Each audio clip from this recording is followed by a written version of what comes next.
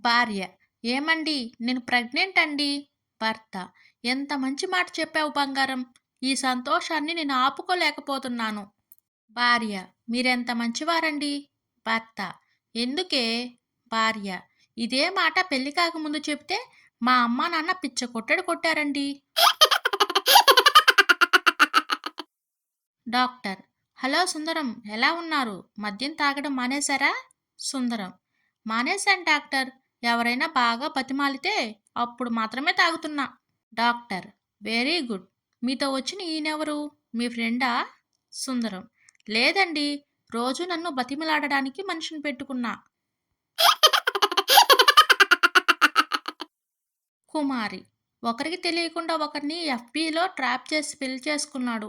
Cheating case పెట్టి వీరికి ఉరిశిక్ష వేయించండి సార్. జడ్జి: ఆల్రెడీ వాడు 2 ఉరితాళ్లు తగిలించుకున్నాడు కదా, వాడి పాపాన వాడే పోతాడు. మామగారు: అల్లుడు, ఎన్నిసార్లు ఫోన్ చేసినా అమ్మాయి ఫోన్ తీయదే. అల్లుడు: మీ అమ్మాయి ఆన్లైన్లో బిజీగా ఉందండి. వాట్సాప్లో హాయ్ అని పెట్టండి, రిప్లై ఇస్తుంది. తండ్రి వాట్సాప్లో హాయ్ అని మెసేజ్ పెట్టాడు. అమ్మాయి: హాయ్ నాన్న, ఎలా ఉన్నారు చెప్పండి. ఇంటి బయట నిలబడి ఒక బాబా గట్టిగా అరిచాడు: ఓ సోదరి, బాబాకి ఆకలిగా ఉంది, కాస్త భోజనం పెట్టి పుణ్యం కట్టుకో తల్లి. ఇంట్లో నుండి పురుష కంఠం రీసౌండ్లో వినిపించింది: మీ సోదరి బ్యూటీ పార్లర్కి వెళ్ళి ఇంకా తిరిగి రాలేదు. ఇంట్లో మీ బావకు కూడా కాలుతుంది. కాయో పండో జోలిలో ఉంటే అక్కడ పెట్టేసి బయలుదేరు బామ్మర్ది.